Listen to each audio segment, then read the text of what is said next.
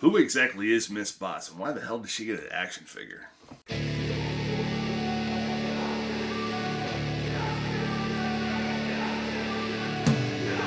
Miss Botz is a character that I've only seen once in the whole time I've ever watched The Simpsons, and this goes way back to season 1, episode 13 in Chat Tonight. She's voiced by none other than Penny Marshall, which is really cool. Back then, as a young kid, I knew who she was from reruns of, I believe she was in Laverne and Shirley.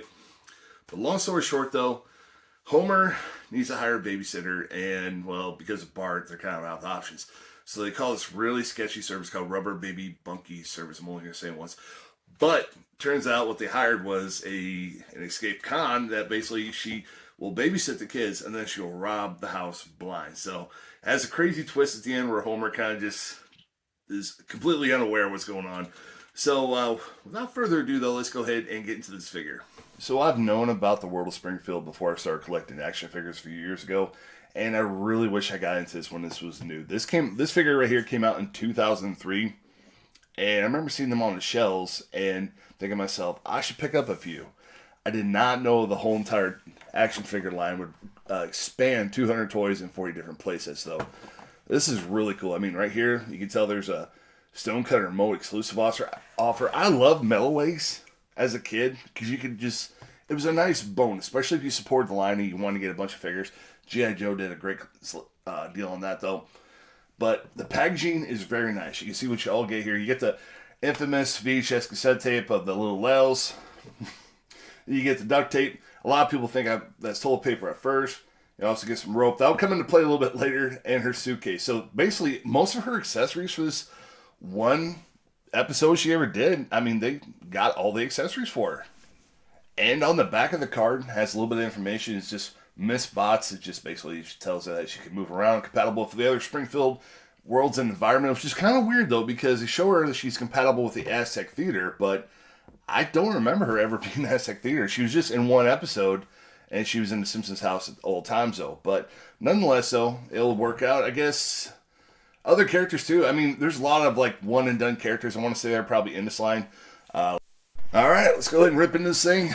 Right here is the Stonecutter proof of purchase. Or if you mail it away. Send it to Playmates. I wonder if they give it back to you. Let's see what we got here. So the packaging is pretty decent, though. I love these little shells. If you guys ever watch the show, you know I'm a fan of them, though. And there's Miss Botz in all her glory. I mean, she does have that look from the show. I mean, she's got that permanent scowl, that mean eye. It's what you expect from her, though, for sure. When you put her on the side here, she's so hunched over. I'm trying to get the camera as low as I can get to kind of give a better look of her face, but her bangs kind of overshadow it, though. But a lot of great deal on the colors. I mean, it looks really good. Just looks like from the cartoon. As far as everything else, though, not much articulation in it, though. I mean, you move the head from side to side, arms up and down, and that's all you're going to get out of this figure. It has a little bit of texture right here in the back of the hair. It's something I don't know if I remember from the show. I usually don't pay too much attention to that, though. But for the most part, it does look like the figure. The legs don't move, but it does have this microchip here. And I guess if you place microchip on certain playsets, it will interact with it, though. So that's really cool, though. I wish, even though she does come up with a lot of accessories, she doesn't really utilize them that much. Mostly design flaw. Her right hand can only grip stuff. The suitcase, the movie, and the tape. The other hand doesn't do much, but I can still make it work with the rope pretty good, though. The one feature I wish they did do was this suitcase right here does not open whatsoever. It would have been nice if you could like put some of these accessories in here. That would have been a great bonus feature. I do like the fact they did add a zipper on the end of that, though, so that's still cool. And the movie's really highly detailed. I mean, it does kind of look like an old VHS. It looks more like a DVD case, I ain't gonna lie, versus a VHS cassette tape, though. But all in all, I can find a home for it if I get any more of these World Springfield figures, which I do hope to get. I don't think I'm going to complete them, but this is at least a start.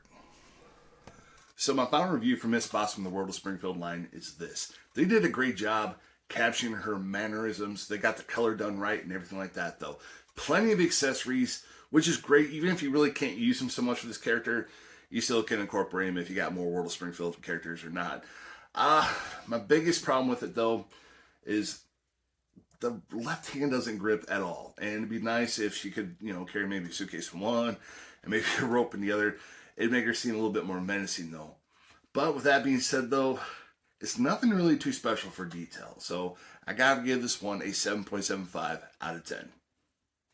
For posability, you're not going to get much with this figure here. But I have a feeling they didn't want the legs to move because what they planned on doing with it is creating this little world you could put on a table, and just the standability was probably more important than it was the posability.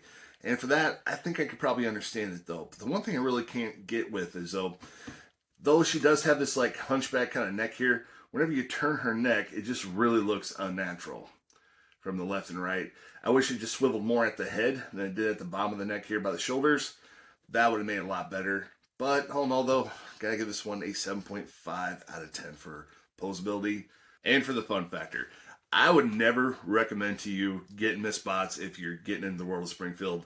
If this is your first figure, you picked poorly. The only reason why I picked this figure is because it was cheap. It was at it wasn't a Goodwill, was it? Salvation Army, that's where I got it.